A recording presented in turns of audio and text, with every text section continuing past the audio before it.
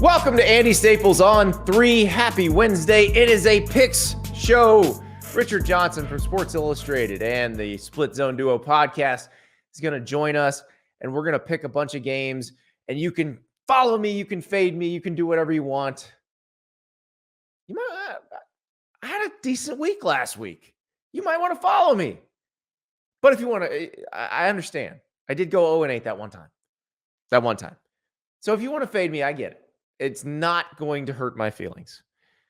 But before that, we got to go over the injury report. That's, with all this gambling and all that going on, you got to have the official injury report, which they don't have necessarily in college football like they do in the NFL.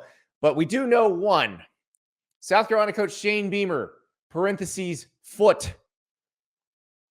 Yeah, Shane Beamer has a broken foot. We'll let him explain.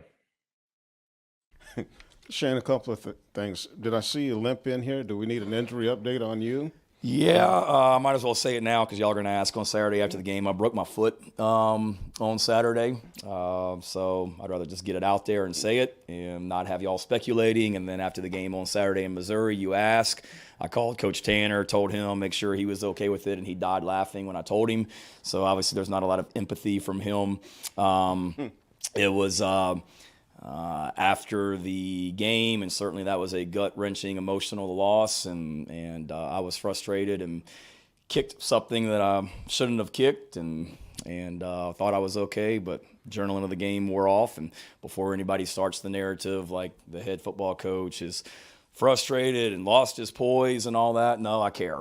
And I care about these kids, and I was really upset on Saturday night because I didn't do enough to help them get over the hump and win the football game. So don't think I have to have surgery, but there is a broken bone in my foot. It hurts like you know what, but, I've got to show toughness and fight through it.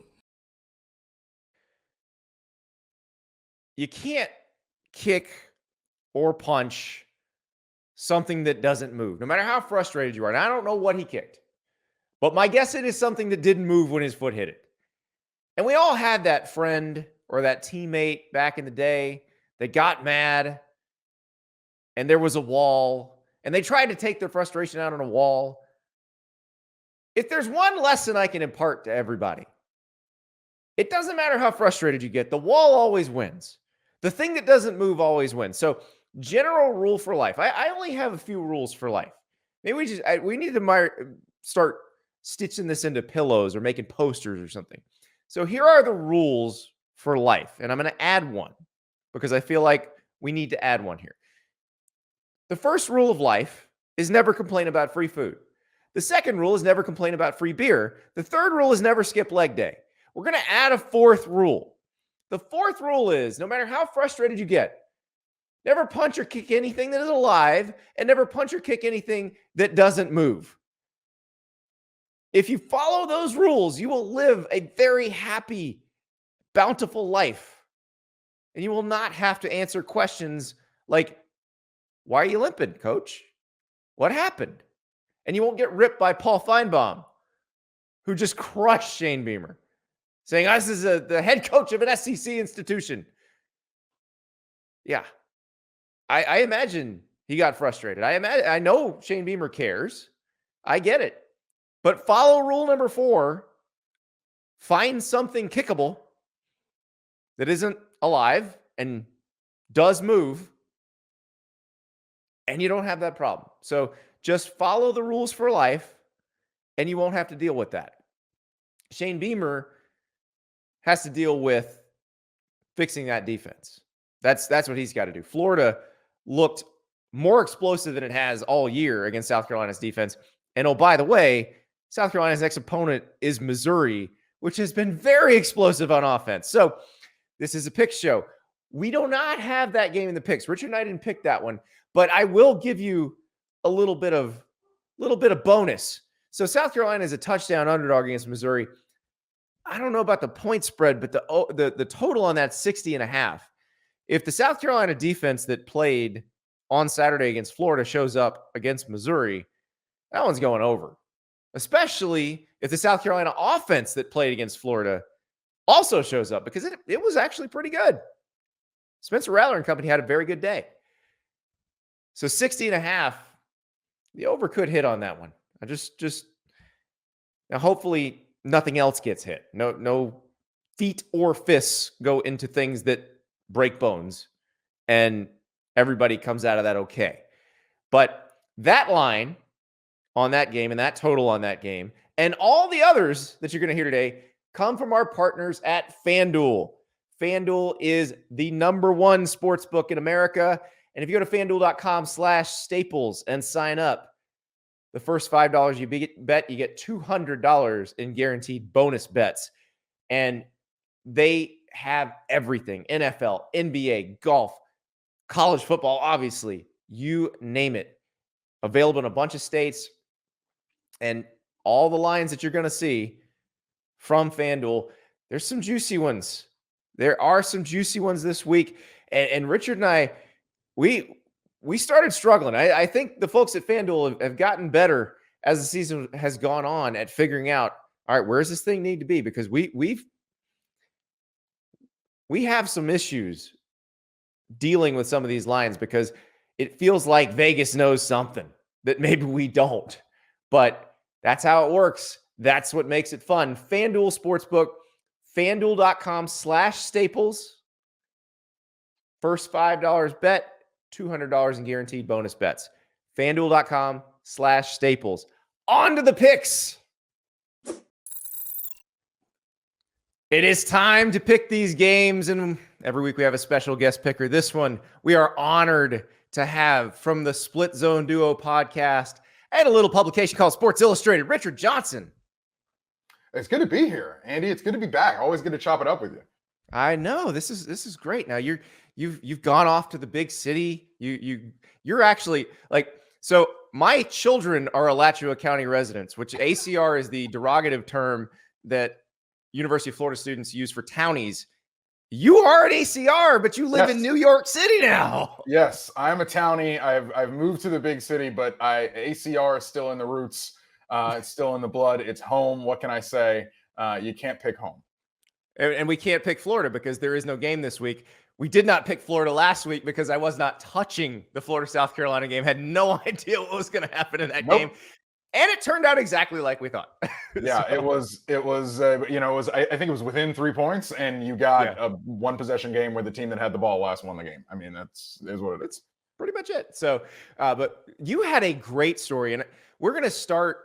Normally we kind of go in chronological order, but I want to start with the Washington State-Oregon game, picking that one because you had a great story where you talked to the head of an analytics firm about Dan Lanning's fourth down choices against Washington. And I thought it was especially good because your colleague at Sports Illustrated, Pat Forty, had a column where he called Dan Lanning a fourth down dunce. So tell us exactly, we can go through all three if you want, the before the half, the one in the fourth quarter early, and then the one at the end.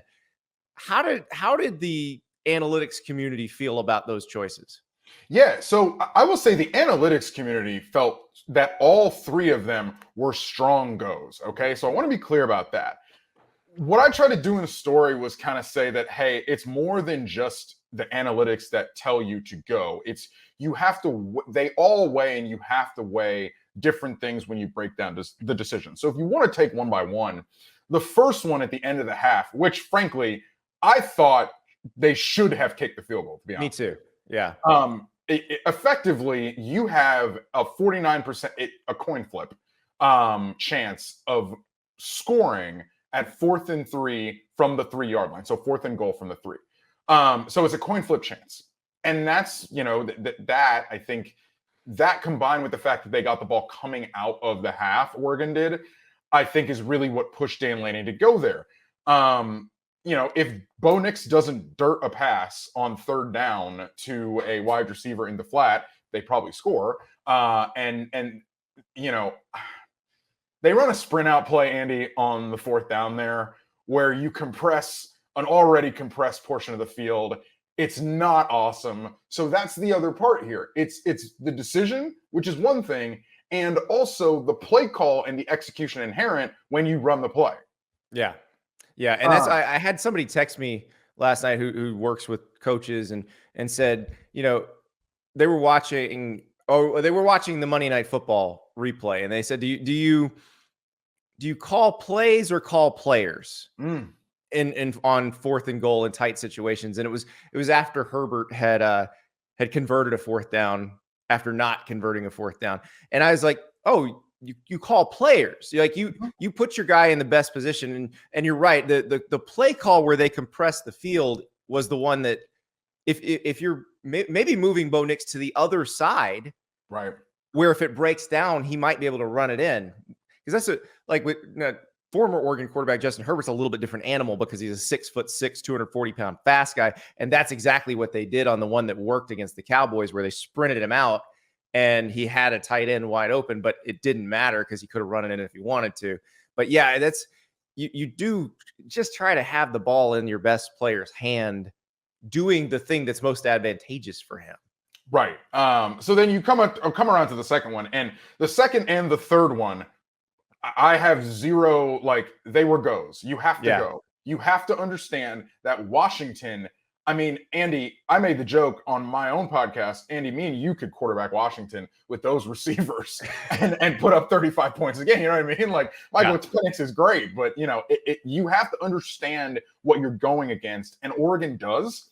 And when you come into a game like that, you have to recalibrate what you think about how you manage the game. You have to understand that aggressiveness is going to have to be inherent because you have to maximize your chance to score points. And remember, this is what Oregon does. It's awesome when Oregon's up 13 against Colorado and goes for it on 4th down at their own 17-yard line, right? When they convert that with a defensive lineman, it's, Dan Lanning's awesome, and he's a wily gambler, and he makes all these great decisions or whatever, but then you don't like it because he does it in this game and they're not able to convert. It can't be both. This is the guy's DNA. And, on the second 4th down, which was 4th and 3, they were inside Washington's 10, and frankly, Bo Nix takes his one-on-one matchup, which is sort of the easy button there, and I get it. It's not an awesome throw, but it's low, it's outside. Either your receiver gets it or it's incomplete. But if Nix comes off of that in the dead middle of the field, it is wide open for one of his receivers, and that receiver actually probably scores a touchdown in addition to getting the first down, but Nix didn't take it. He took his one-on-one matchup. You understand why he does that, and it is what it is. And then there's some stuff inherent there to also being down 11. And Michael McRoberts, who I spoke to, who's the head of championship analytics, made this point. Down 11 is not a 2-possession game, because down 11, which theoretically you think, okay, we kick the field goal there, you're down 8-3. Yeah, That's a 1-possession game. 8 points is not 1 possession. 8 points is a touchdown and a 2-point conversion. And a 2-point conversion, Andy, as we know, is 4th and 3 from the 3. And literally the point of this article is that is not a given. So, I understand why they went there, and I love the fact that they went there. At that point in time, they had Oregon had an 18% win probability, I think, by the graph there. And then you see that Oregon got the exact right thing to happen in that sequence. They were able to pin Washington deep because Washington starts at their own 3-yard line, shadow of their goalpost. Oregon actually got a stop, and then Washington punts. Oregon takes over right around midfield and takes the shot play because midfield is shot play territory, and they score the touchdown. So inherently, Oregon actually won that sequence, even though they didn't get the touchdown there when they went for it on 4th down. Yeah, the pinning the opponent in the shadow of its own goalpost is a benefit in and of itself. That is a positive outcome. Yeah. And that's the difference there with going for it there versus going for it at the end of half. Yeah. And then the third one, I've been saying this all week. You have 2 potential outcomes. One guarantees Michael Penix gets the ball back and one doesn't. You take the one where you might not give him the ball back, because if you give Michael Penix the ball back, you probably lose. Right. And that's the thing. It is about going for it on that last 4th down there is about giving yourself a third pathway to win the game, right? Yeah. It's not just stopping Washington or Washington scores and you get the ball back with time to come back and score on your own end. You can also literally end the game right there with 4th and whatever it is. I don't have it in front of me. But it was 2. It was 2. Yeah. You have to go in that situation. And to be honest with you, it is fairly negligible because it was like the 40-ish or 45-ish. Yeah. If you punt to Washington and Washington runs it back with any significance, or it goes in the end zone for a touchback, it's like 20, 25 yards. Like, that is negligible to me for against that Washington offense, because you saw what Washington's offense did in 2 plays. Yeah. Like, the only thing there to me that changes that is if you do punt the ball to Washington, Washington probably uses 15, 20, or 25 seconds that you would like to have on the back end to run your own drive to try to come back and score after Washington scores. Yeah. Yards are cheap. Seconds and points are expensive. That's where the value is. And so I didn't have any problem there either. But I'm glad we broke this down, because I do think there's a segment of fans that are like, all analytics all the way, do what the chart says. There's a segment that's like, this is dumb, just do what conventional wisdom says. And then I think there's a lot of people in the middle that are like, there's some gray here, and you do need to kind of explore the gray to figure out where that is. And I think we fell on the same side. Kick the field goal at the end of the half, go for the 2 in the second half. But you still didn't win. I brought it up on a mailbag show the other night, the Michael Lewis story on Shane Battier, where you can do all these things and sometimes Kobe Bryant still makes the shot. Like, sometimes Michael Penix still hits Roma Dunze. Like, that's you can do everything right. We'll get right back to the picks, but first, let's talk about bird dogs. I love my bird dogs, whether it's my Indianapolis Joneses. Oh, yeah. Look at that. Built-in liner in the shorts that go with everything, that can take you everywhere. Tremendous. The Fidel Bass Pro Polo fits you in all the right places. And the weather's getting cooler, so can't always go with shorts. But sometimes I do have occasions where I need to wear pants. Got the Steven Jobs. They're the best looking chinos I've ever owned. They are incredible. And then also started wearing the joggers, the Tiger Woods WOULDs. They are phenomenal. Again, they fit you in all the right places. Bird Dogs just knows how clothes should fit. Not too tight, not too loose. You look like you came out of the pages of a magazine, and you were living your most efficient life because of that built-in liner, which feels like it was made just for you. So go to birddogs.com/staples. Use the code Staples.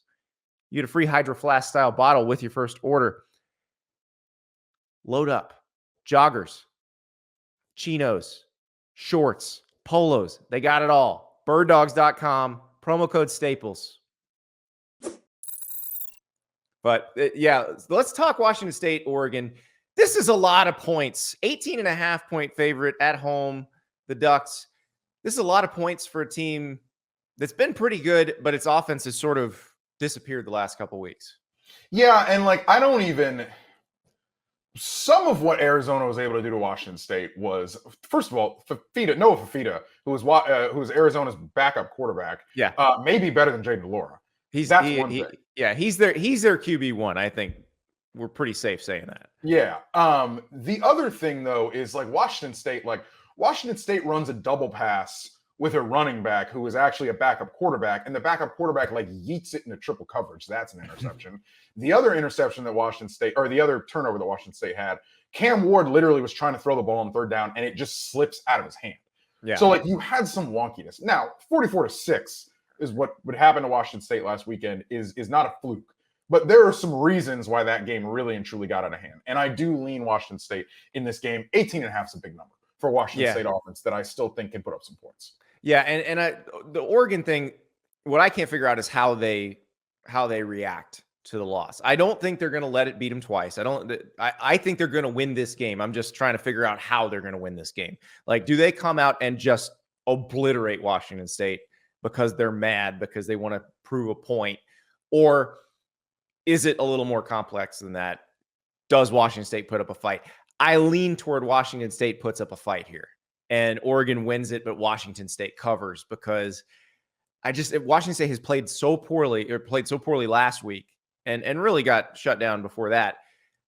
They're due for a good game too. This team has been good, has pride, is playing for, hey, we're still here, and this is a chance for everybody to see them again. and they seem to do well when everybody's watching. Yeah. I'll take the Cougs against the number. Yeah, I will too. All right. Very nice. Now, T-Bob Baybear and I were very much in agreement last week. The only thing we didn't agree on was Oregon, Washington. And he's like, this is a heart and soul pick because I played my first game at Husky Stadium and I love the purple and the gold. And really, it kind of was a coin flip when it really comes down to it. So let's do we want to go with a big game? We're going with a huge game now. Let's do a huge game. All right. Let's do Tennessee, Alabama. I don't know, Andy. Look, Alabama, I think, has found an offensive blueprint, right?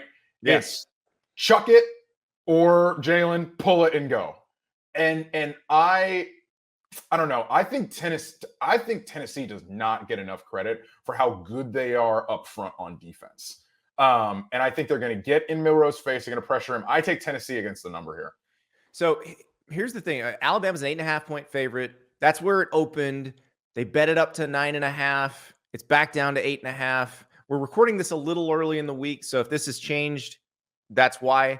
But that is the number on FanDuel right now that we're looking at. And I'm with you on that, Richard, because James Pierce has been fantastic. If you watch that Tennessee-Texas A&M game, they were in Max Johnson's lap constantly. He had no time to throw. Now, some of that was he was getting some low snaps, but some of that was just not only was Tennessee getting pressure from the edges, they were getting pressure up the middle. And I think they can do that against Milroe. You watched Landon Jackson dominate Caden Proctor last week. Yes. Landon Jackson is a really good edge rusher for Arkansas. Caden Proctor is the freshman, offensive tackle for Alabama. He's going to be great. He's going to be an NFL player, but he's a true freshman right now trying to play against grown-ass men, and that's hard. And that I think both of these quarterbacks are going to get harassed a lot in this game, and I think that creates a lot of variability, potential for turnovers, that sort of thing. And so who has the better turnover luck? Who can make the better turnover luck is the question, I think. I think Alabama's winning, but it is very easy to contemplate a close game here. I get every Tennessee game that I pick wrong. Pick them to cover against Florida. Pick South Carolina to cover, but Tennessee to win. Tennessee obliterated South Carolina. Picked A&M to cover. My instinct was take Alabama to cover here. I'm going to go against my instinct because I get Tennessee wrong every time. I'm going to take Tennessee to cover here, but I think Alabama wins. I think it plays out fairly similarly to Alabama-Arkansas. Yeah, Bama gets up and then Bama sort of holds on. Eventually, Jalen Milroe is going to not hit some of these deep shots. Mm-hmm. But then, yes, you have Joe Milton on the other end. I don't know. I don't love Alabama being able to cover this number against a Tennessee offense that we do know can still put up some points in spots. It's still got that explosive factor. And I do think they will affect Jalen Milroe on defense significantly enough for it to be a one-possession game. And the other thing is, I've also come to figure out probably that Cooper Mays is the most important player on Tennessee's team. That when he's healthy and playing, their running game is very different. They can move the ball on the ground, and it does help. Now, it didn't help them throw the ball any better against Texas A&M, but it helped them win the game.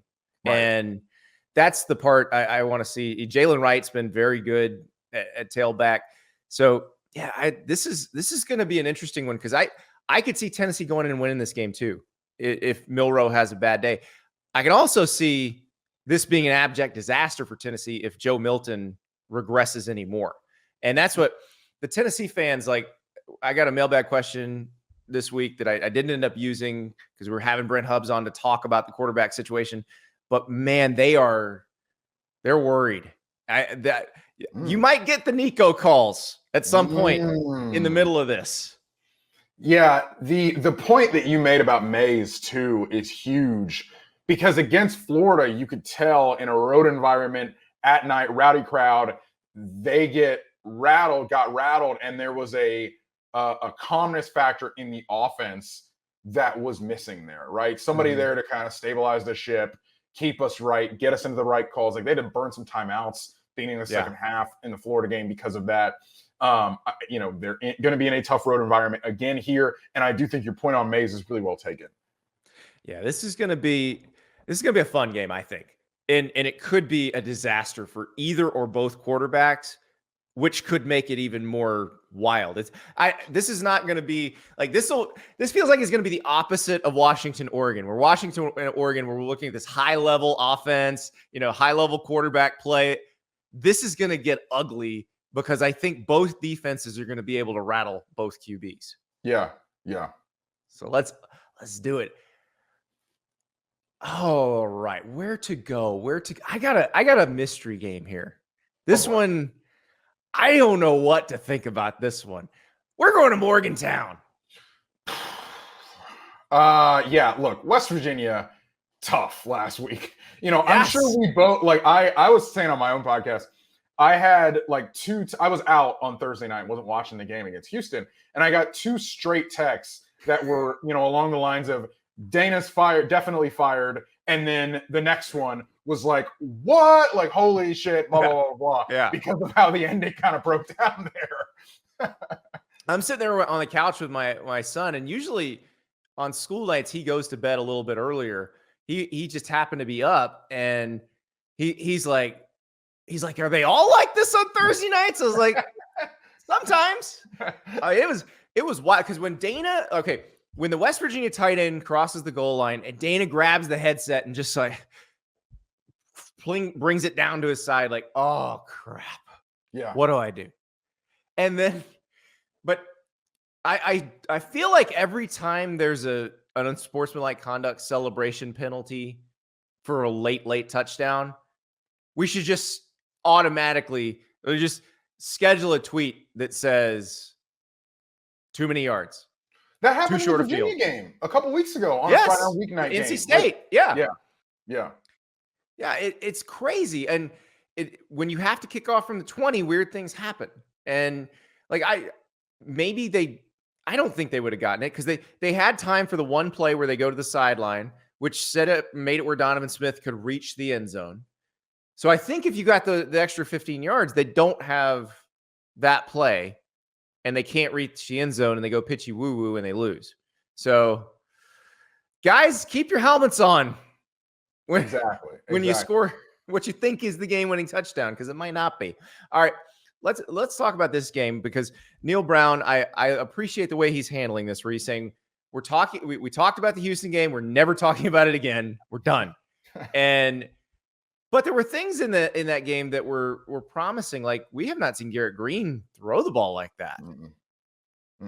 My thing in this game comes down to, I think Oklahoma State in the red zone does not get enough stops, is not good enough for me to take them in a game I think is going to be close.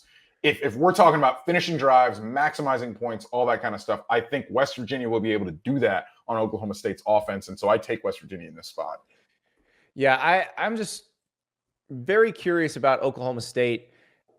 Mike Gundy has bounced back tremendously from that South Alabama loss. That they are now 2-0 for the state of Kansas, which they were 0-2 last year for the state of Kansas. Got ripped in both those games, but they beat Kansas State. They beat Kansas. They're playing much better. They seem to be better along the line of scrimmage than they have been. And Mike Gundy came out this week and said, hey, it might just be that South Alabama game, we didn't coach it very well. But the problem is, Andy, they had one of those last year too, where they didn't coach it very well and they got smoked. Yeah. Yep, that's true. Now, Alan Bowman seems to be the guy at quarterback, which I think that settling that situation probably helps settle everything else. He actually wasn't particularly great against K-State, but he was very good against Kansas. So this could be another one like the Houston game, where it's back and forth and we see a lot of scoring. So I'm excited. Kind of wish this was a weekday game. This may get a little buried by Bama, Tennessee, but I am with you. I'm going to take West Virginia. I think at home, I think they're maybe a little bit better. Their offensive line is a little bit better, and they gotta bounce back, because if they can, I think Neil's still got a chance. Yeah, and I think that they've proved this season they're really resilient. They are rallying around him. They're not quitting. They're not like all that sort of stuff. And I don't think a result like last week makes this team kind of throw in the towel. Like it's just one of those things you learn from it, you grow. Yeah, it's a hard process. Neil was talking about he's never lost a game like that. So trying to figure out the grieving process of that. And I thought that was interesting that the term he used, grieving process, because you're right. It is like something was just in your hands and got ripped away. And they were in a situation where, I mean, if they're 5-1, like they're definitely going to bowl game. They're definitely like now it sort of throws all of that into doubt, but you can take that back by winning today, by winning on Saturday. Right. All right, let's oh, here we go. So, Richard, every week we always pick the Iowa total. Sometimes we pick the point spread.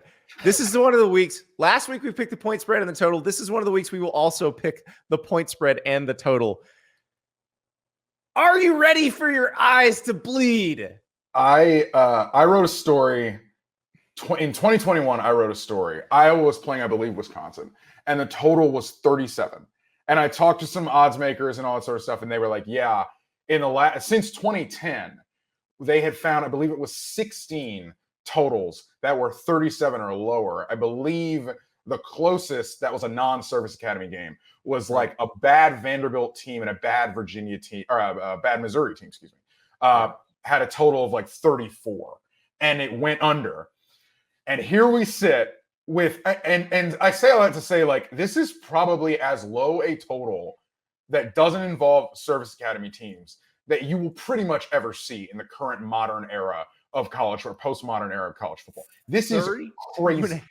32.5.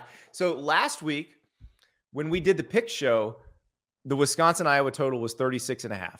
By the time the game kicked off, it was down to 34. This one has stayed at 32.5 since it opened. I don't think it's going to drop, but I am almost certain it's going to go under. I mean, so Iowa's played 7 games this year. 5 have gone under, 2 have gone over. Minnesota's offense is not great. I enjoy saying Ethan Kaliakmanis. Like, it rolls off the tongue. Ethan Kaliakmanis. But I just can't imagine, unless Cooper DeJean goes full Travis Hunter and plays the whole game at receiver, and Minnesota can't cover him, this is going under. The problem here is, though, if you're taking this, you kind of have to bank on Iowa, like, getting a fluky touchdown in this game. He scored like an 80-yard touchdown last week against Wisconsin. Like, they're probably going to get a defensive score. They had a safety in that game, too. Like, why I'm struggling to take the under, even though I want to, just for the spectacle, is that I do worry that they get some dumb touchdown that ends up pushing this thing over. But I don't know, man.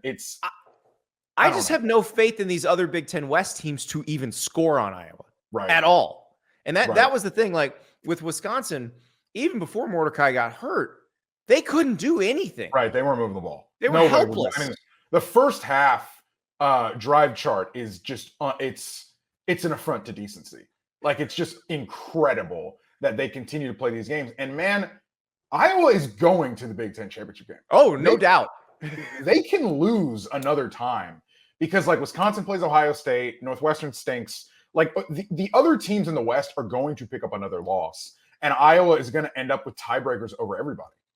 Well, and that's the reason I'm so high on Penn State still. I picked them preseason, and I continue to pick them to win the Big Ten.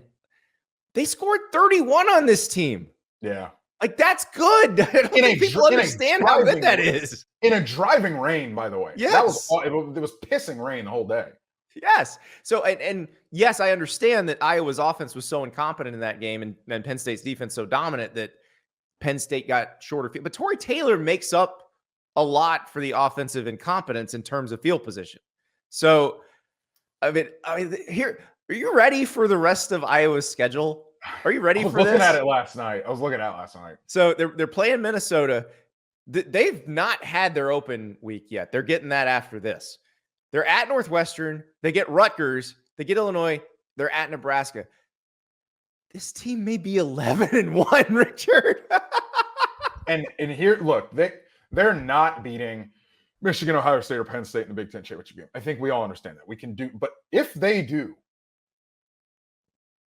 you playoff Iowa?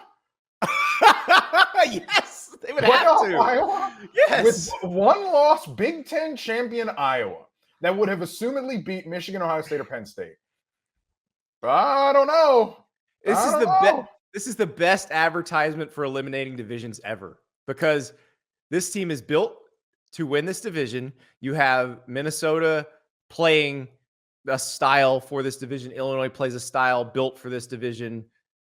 And this is why you eliminate this division, because it's not even fair to the teams in the East that the teams in the West get to deal with this. Right. And the best part of this is the tiebreaker for the East. If there's a three-way tie atop the East, let's say, Penn State beats Ohio State but loses to Michigan, and then Ohio State beats Michigan.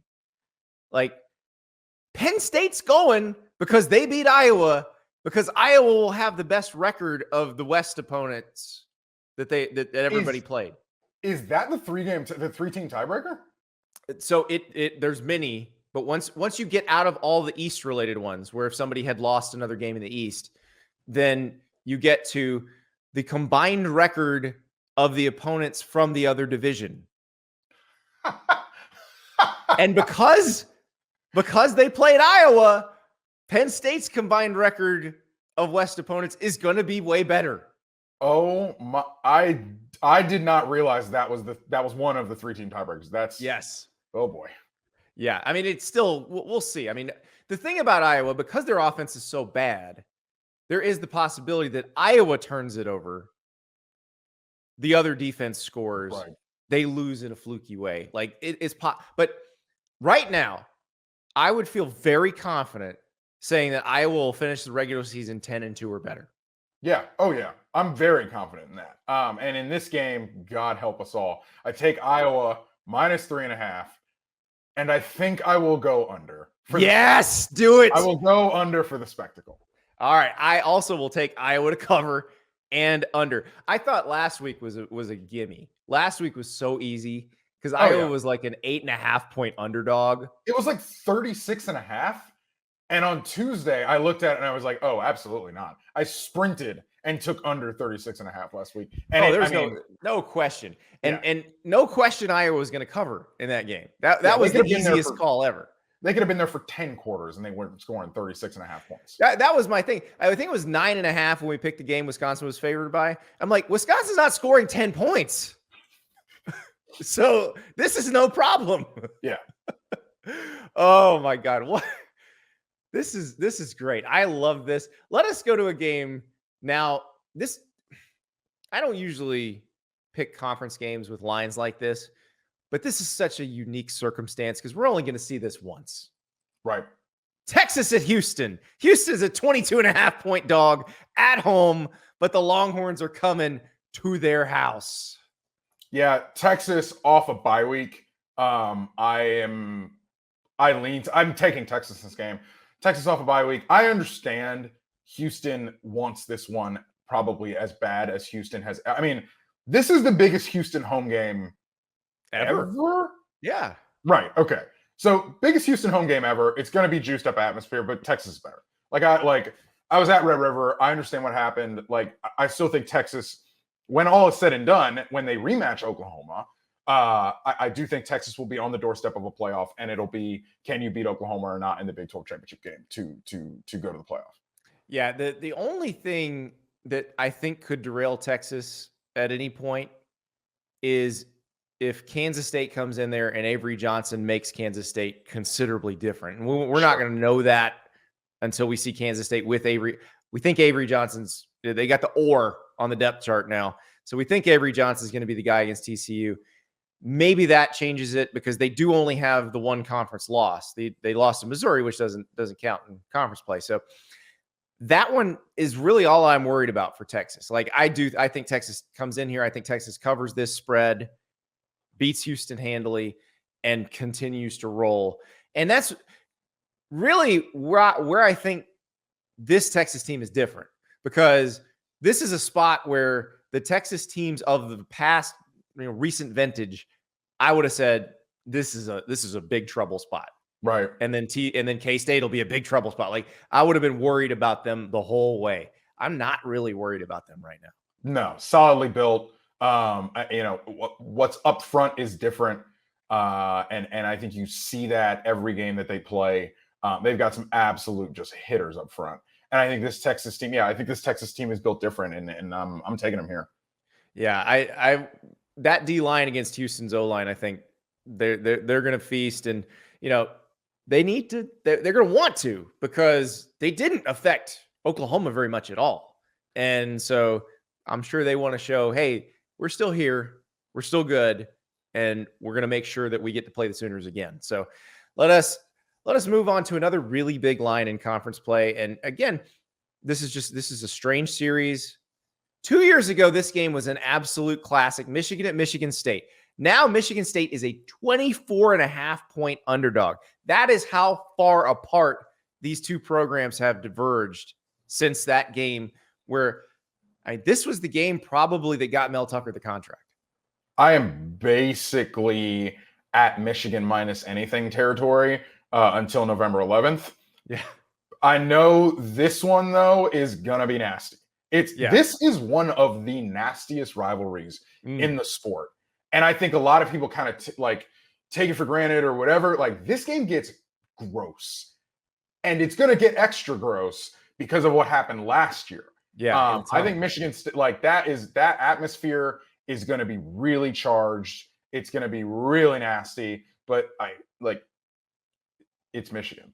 If you this Michigan, they are plus 149 point differential in their 4 conference games. I believe your colleague Max Olson has a stat that they have not faced a goal to go play in conference play. Right. It's Indiana. Well, no, I think Indiana crossed the 10. Oh no, they might have been just beyond the 10. That's okay. what it was.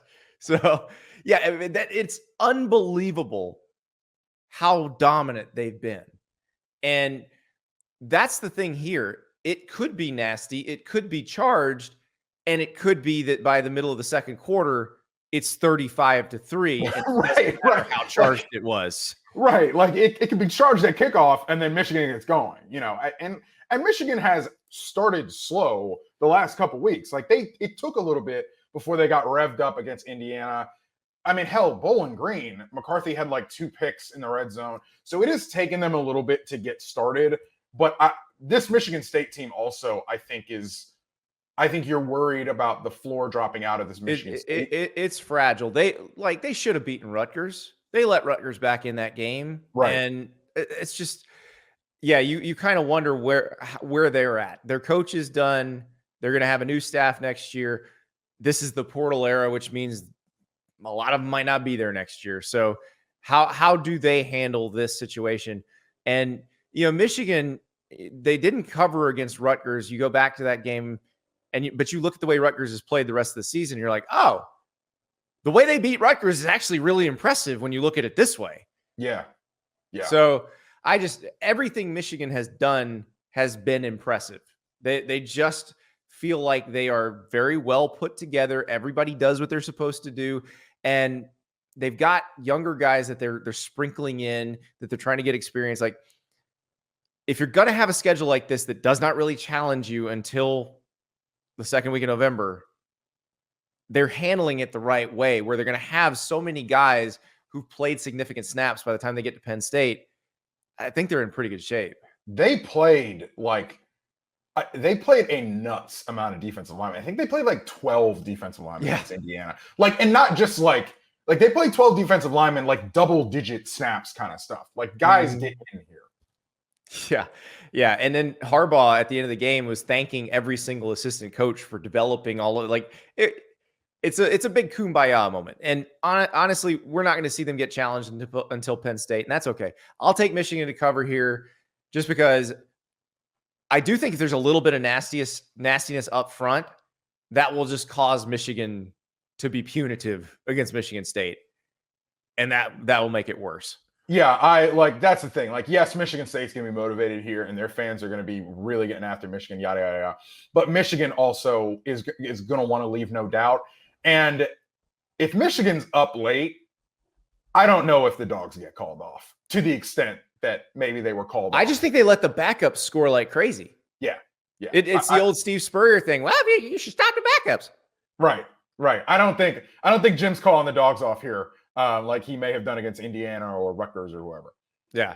This will be a good one. Let's head back down south. Duke heads to Florida State. Does not look like Riley Leonard is available. They hope he can play, but that was a pretty nasty looking ankle sprain against Notre Dame. So I don't know if it matters if Riley Leonard plays, but this is a 13.5-point spread. It feels like if he were healthy, I would be very comfortable taking Duke to cover and Florida State to win. I just don't know if Duke has enough to keep up with Florida State. I do think Duke can hold Florida State's output down because Duke's defense is pretty damn good. I do too. And that's the thing. It's pretty much a Riley Leonard or not thing for me here. But here's the thing about if Leonard was playing. If Leonard was playing, he's playing on a gimpy wheel, which really hampers. Like against Clemson, you saw what he did against Clemson, where he was able to escape the pocket and generate big plays by himself against a good defense. Even if he was playing in this game, he wouldn't have that. I do think Duke will be frisky with Florida. I like Florida State. I think Florida State's probably going to win the ACC, but there's a level. I think Florida State is not at the level of your Michigans, there's a gap there in my opinion. And that's the thing that I think the way they played against LSU, it looked like that gap may have closed, but I'm not sure. Like you go to the Clemson game, to the Boston College game, and you kind of wonder maybe it is still there a little bit. I think Florida State is built to get to the playoff. I'm not sure they are built to win a game when they get there. But at this point, given where they've been, get to the playoff is great progress for them. Yeah. So, and I'm excited. Like Florida State, North Carolina ACC championship game looks like a hell of a lot of fun. Yeah. And it looks like that's what we're going to get. So I'm excited about that. I think Florida State covers. Leonard is day to day, according to Mike Elko. Mike Norvell says they're preparing as if he's going to play. I think Florida State covers here because I think you're right. Even if he's playing, he's probably not 100%. And Duke's offense is probably not capable of keeping up with Florida State, even though Duke's defense will probably keep them from scoring the way they did against Syracuse and in other games. So, but I don't know though, because the thing about the Florida State offense, Richard, like Keon Coleman, when he gets going, there's nobody who can stop him. Yeah, and he's not you don't take him away unless you're going to do a New England Patriots one double everywhere he goes. And it doesn't matter. And you're just putting two people on him when he goes to the bathroom. And Johnny Wilson's back this week, which makes that even more difficult. Exactly. He was out last week. If you've got that 6'7" dude in the middle of the field, there's not much that safety's got some tough choices to make. So this is, I'm going to go with Florida State here. I think they're rolling until they get to the championship game. We'll see if Miami can put up a fight against them, but I think they're rolling for a while. Yeah, look, we know it'll be Miami's Super Bowl because we've seen that over the years. But I like Florida State here especially minus 13.5. I'll take thankful for the hook on this. Yes. Thankful for not going up to 14. That would make it a little more complicated. But here's one. I find this line a little bit interesting, Richard. Ole Miss at Auburn. Ole Miss is a 6.5-point favorite on the road. I understand Jordan-Hare is the kind of place where on certain days the visiting team does not have a chance, no matter how good it is. I feel like Auburn's fan base a little bit down after the last couple of weeks, especially after the way it went against LSU. I think Ole Miss can come in here and cover this thing. I think. Yeah, Ole Miss. I believe Ole Miss is coming off a bye. I'll take it.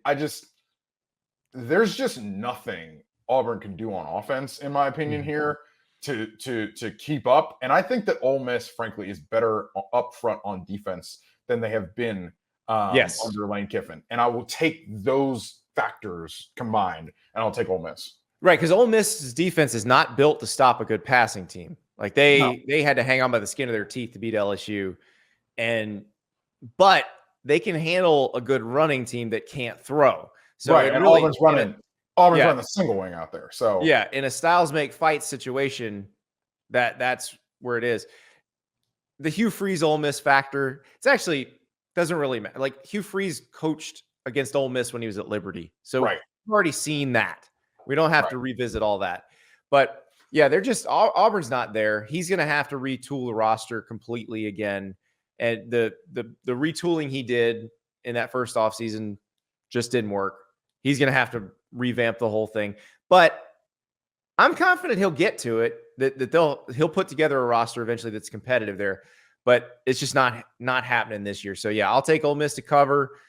And let's go out west. This is a fascinating one. Utah at USC. USC is 6.5-point favorite at home after getting demolished by Notre Dame. It feels like Utah is now, I think internally they already knew what the deal was with Cam Rising and that they probably wouldn't get to play him this year. Andy, but they're telling us now. I find the way they manage that situation publicly, frankly, quite ridiculous. Like you cannot go out there for 6 straight weeks and pretend like this guy was going to play.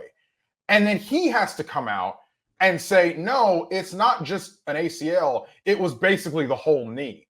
Yeah. Blew out. I do not think they handled that situation well at all.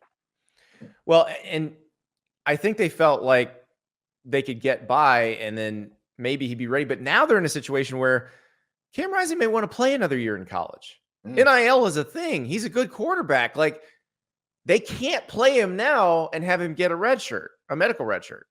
He has to miss the whole season for that to happen. Brant Keithy would have to miss the whole season. So they have to make that decision. And that's not a Utah decision. That's not a Kyle Whittingham decision. That's a Cam Rising and Brant Keithy decision. Do we want to play and then attempt to go? Because, what are Cam Rising's NFL prospects?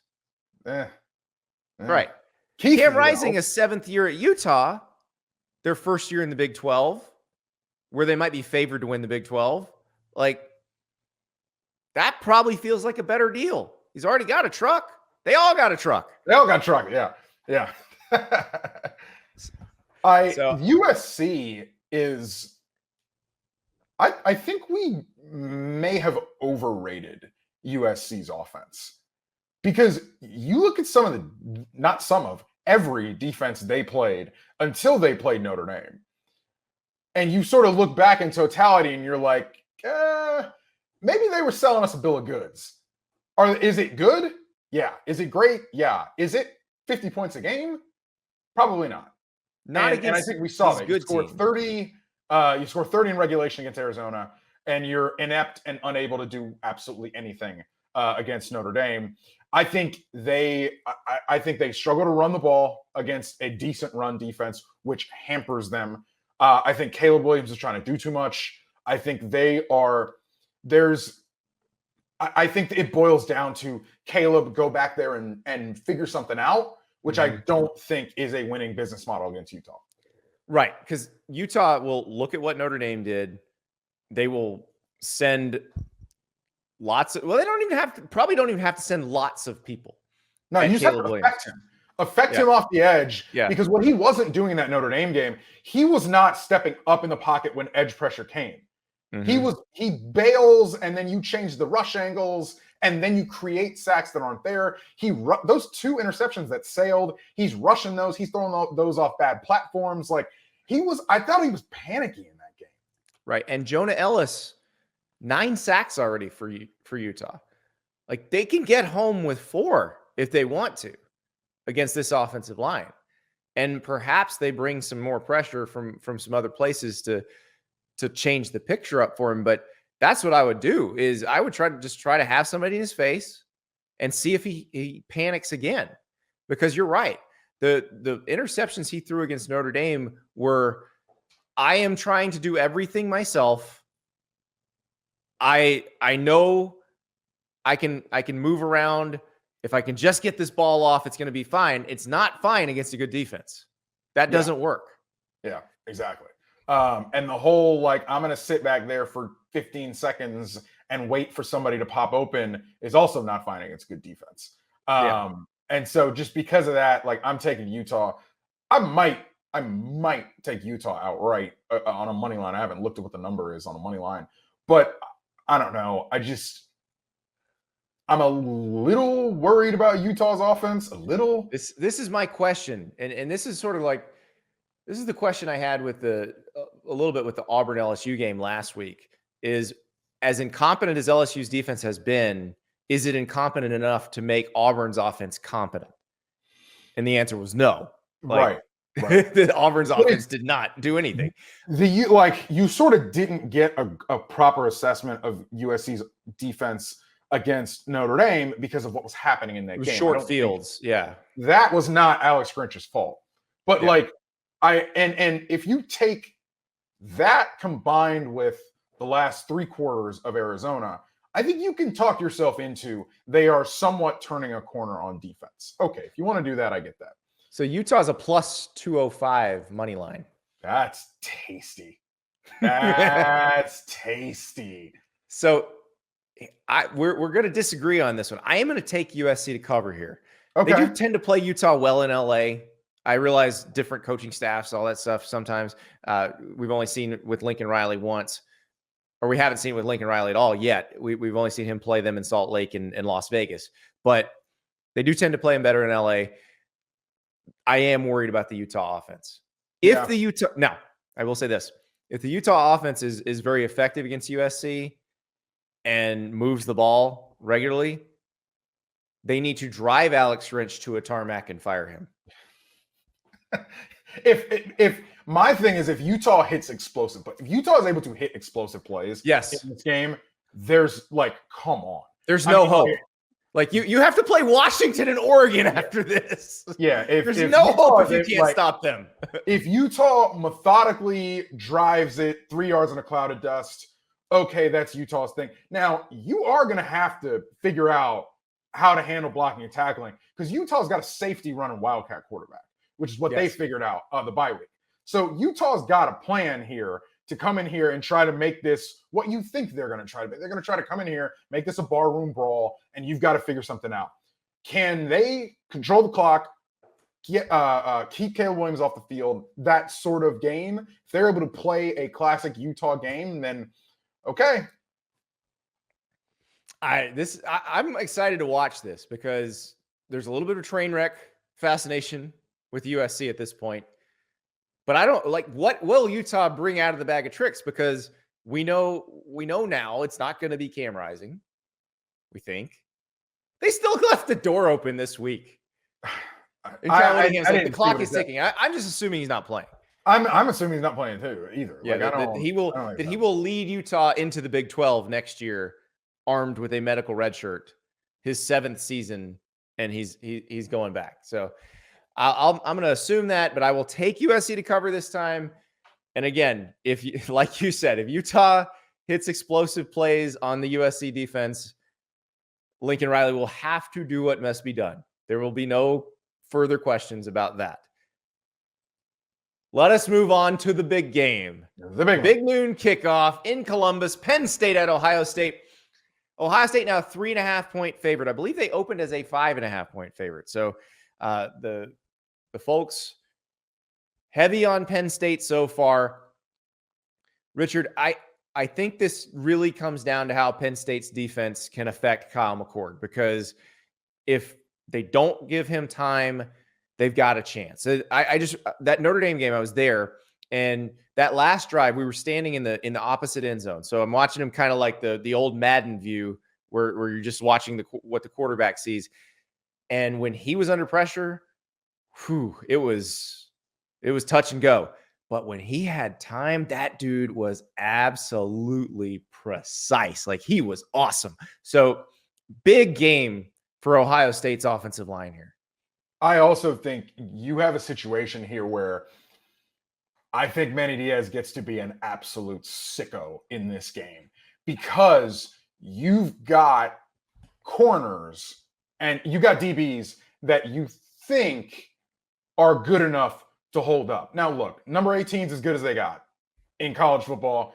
He could probably improve a lot of NFL wide receiver rooms like yesterday. But I think your strategy here is you go in that DB room and say, fellas, you may have a bad time on Saturday, but we need you. We need you to hold up in coverage just long enough because we are going to bring the kitchen sink at Kyle McCord. And that's the game plan. I think another question is how healthy is TreVeyon Henderson? Yes. He's missed the last couple games. They need him. Their rushing attack is different when he's playing. And Maryland beat them over the head with a blunt object for almost 3 full quarters. Yeah, and they said he could have played against Maryland, but then he didn't play against Purdue either. So, a healthy TreVeyon Henderson, I think, makes a big difference for them. For Penn State, this is the Drew Aller. It's not the Drew Aller legacy game. He's a first-year starter, but this is his chance to show that he raises Penn State's ceiling. Yeah, because that's what Penn State is, a good program that lives a notch below Ohio State and Michigan. The only way they change where they live is they got to win these games. So you got to go to Columbus and you got to take it. And the only way to do that is Drew Aller has a big game. I think it's like 10 of 11 or something. Ohio State's won. What do you think about whether Penn State's been playing possum on offense or not? I don't think they've been playing possum. I think they do not have as dynamic a receiving core as they thought they would have. Yeah, as we thought. Yeah, I think they thought Dante Cephas would have broken out by this point, and that hasn't happened. And I don't think they feel like they have guys who can separate in the way that like Jahan Dotson could. I don't know what the result was on Saturday after they dominated UMass, but before the UMass game, I think it was 7 pass attempts that were 20 or more yards past the line of scrimmage in the air, which is not awesome. You're gonna have to do that against Ohio State at some point in time in this game. But now to your playing possum point, though, their defense is so good that I'm sure Drew Aller has had it drilled into his head, like, don't put the ball in danger. Our defense is great. We can punt and play defense if it's not there. Yeah. And it's, I will say, savvy scheduling for Penn State as well. Yeah. Get 2 bye weeks in a row to prep for this Ohio State game. Yeah. And so this is huge because they get Michigan in State College. This is probably the closest they've been to Ohio State in terms of straight dudes, in terms of this many NFL players on the field at the same time. Like Olufashinu versus JT Tuimoloau. Can't wait to see it. Yep. JT in the fourth quarter of that game last year, that may be the best quarter we've ever seen anybody play. You want to talk about legacy games? That was a legacy game. Yeah, exactly. That was a legacy game. That they have, but they're going to have to protect Aller better than they protected Clifford at the end of that game. And maybe they can. And maybe Aller allows himself to be protected better. Maybe his level of talent allows that to happen. But I'm so excited for this game because I do feel like this is as close as Penn State has been to those other superpowers in the Big Ten. And if they don't do it now, I'm not sure when they're going to do it. Yeah, and that's the thing. And I think you understand how, if you're a Penn State person, you can talk yourself into Aller's young and we'll be back next year. But what they've got on defense, I think just really it does feel like a if not now, then when situation for Penn State to get, particularly Ohio State. I'm taking Penn State. I'll take too. Penn State to cover. I'll take Penn State to win straight up. But for the purposes of this exercise, I'm taking them to cover. They better do it here. Yeah, I'm also taking Penn State. I'm taking Penn State to win outright. And I'm very curious about how this one plays out. If Ohio State loses this game, I think you're going to look back on the season and say, "Oh, that was coming." Like that was coming. You survived against Notre Dame. You beat Maryland, but it took you a while to get rolling there. Similarly to, I think you look at USC last week and you say, "Oh, that was coming." They've had that in them all season. The sequencing of the games just was what it was. I think you may look back on Ohio State if they lose this game and say the same thing. Well, we will find out. I cannot wait. Noon on Saturday. Richard, this has been a pleasure. Thank you so much. Always a pleasure, Andy. Always. Listen to Richard on the Split Zone Duo podcast. Read him at Sports Illustrated. He's the best.